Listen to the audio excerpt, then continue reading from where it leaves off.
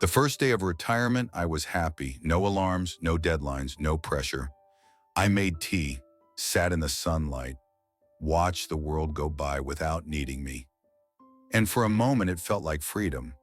But by the end of the week, something changed. The phone stopped ringing. The questions stopped coming. No one needed my opinion. No one asked, "Can you help me with this?" I walked around the house, opened the fridge, stood by the window, sat down, stood up again. I wasn't tired, I wasn't sick, but something inside me had gone quiet, too quiet. And in that silence, a thought appeared. Do I still matter? That question didn't shout. It whispered softly, every morning, every evening. And soon I realized the hardest part about retiring wasn't the end of work. It was the fear that I no longer had value without it.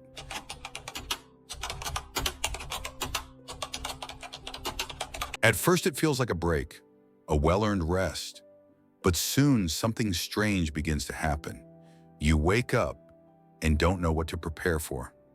No schedule, no emails, no urgent phone calls. You're no longer the one people turn to, not the one who signs off, not the one they ask for advice, not the one they rely on. And in the quiet of the morning you feel it, a question hanging in the air, not spoken but heavy. Who am I now? For decades, your name meant something. It was tied to a title, a job, a responsibility. You were the boss, the teacher, the team lead, the provider, the fixer, the one people depended on. Now you're just home, not needed, not included, not consulted. You still sit at the same dinner table, but no one asks, "How was your day?" No one checks your calendar.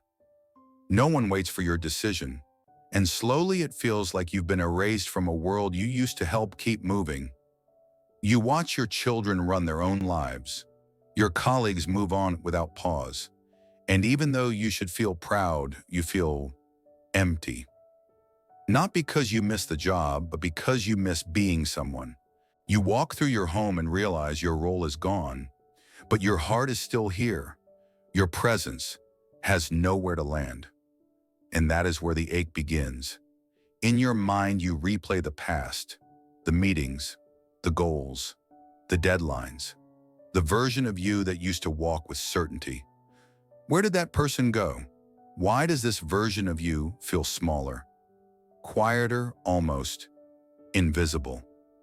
You try to brush it off, tell yourself to be grateful, to enjoy the rest. But rest without meaning isn't peace, it's drift. And now you're drifting without a map. Not because you're weak, but because the role is gone and no one ever told you how to live without a role.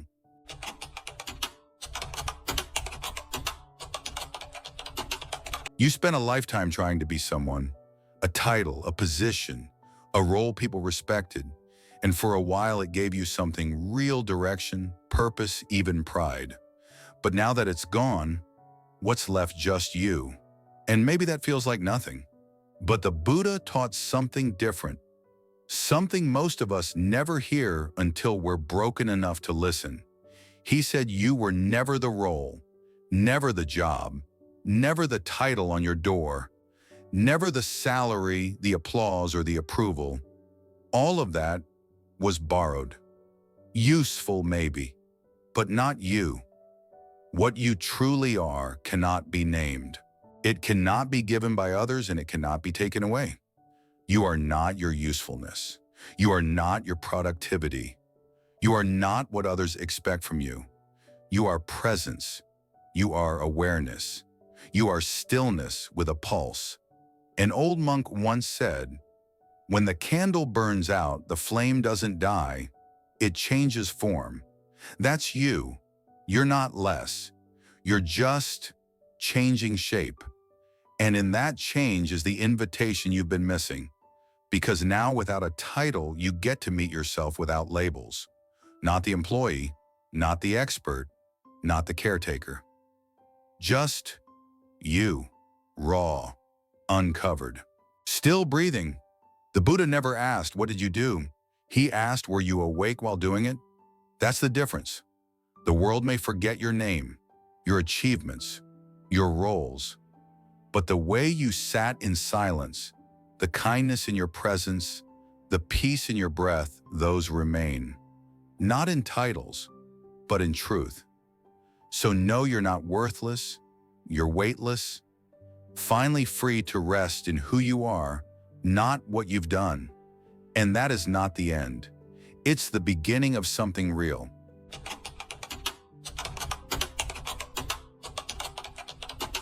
You don't need to be important to be valuable.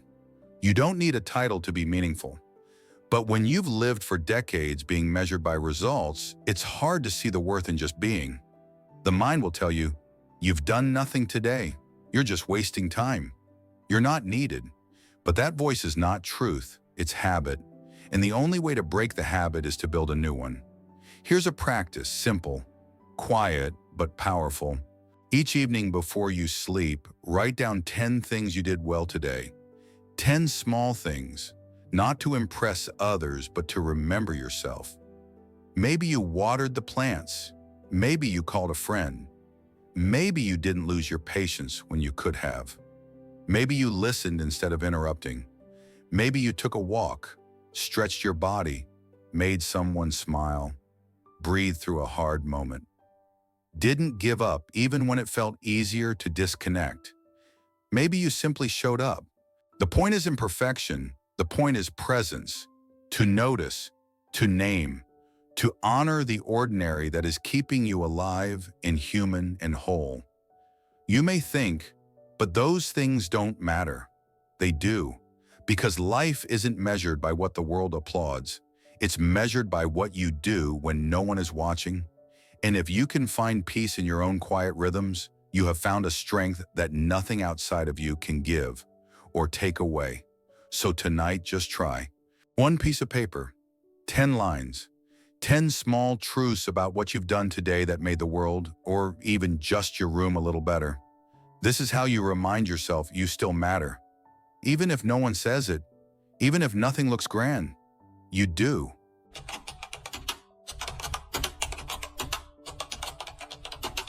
They told you retirement was the finish line. Work hard, save well, then stop, as if life pauses when the job ends. But no one tells you what to do with the silence, with the space, with the wide, empty calendar. No one teaches you how to live when no one needs you to keep moving.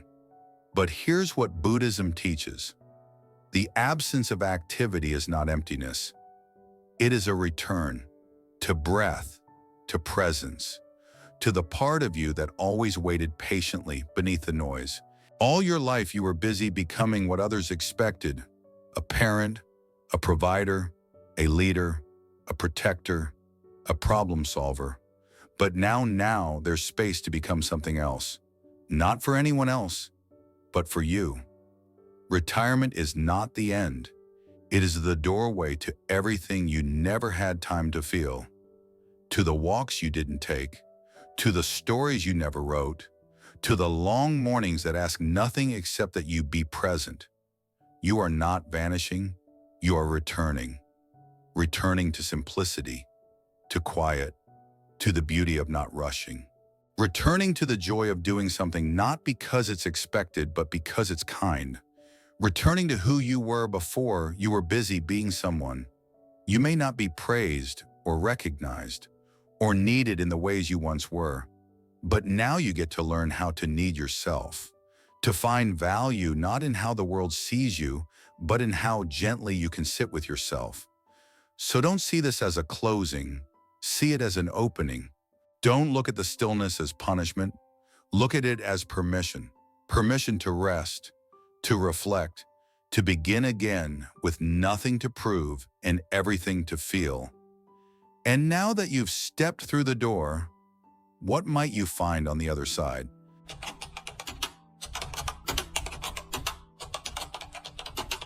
You thought the hardest part would be letting go of work.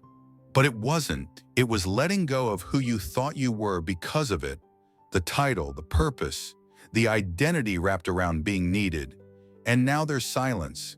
And in that silence, you've heard something you hadn't heard in years yourself. Maybe that voice inside you feels fragile, shaky, unsure, but it's real, and that's all that matters now. You are not broken. You are becoming. You are not fading. You are softening. You are not behind. You are finally present. So take this moment not to look back, but to look inward. Not to chase the past, but to meet yourself right where you are. The world may no longer need your hands in the same way, but it still needs your presence, your patience, your kindness, your wisdom. You still have things to teach, not through lectures, but through how you sit, how you listen, how you live. Retirement is not your ending, it's your beginning. The beginning of a slower rhythm, a deeper knowing, a gentler strength. And if you've ever doubted your worth, let this be your reminder.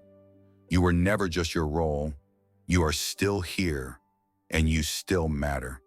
If this message touched something in you, leave a comment below. Let someone else feel less alone. And if you want to walk this path with us, subscribe to Mindful Healing. This journey is far from over, and we'd be honored to walk it with you.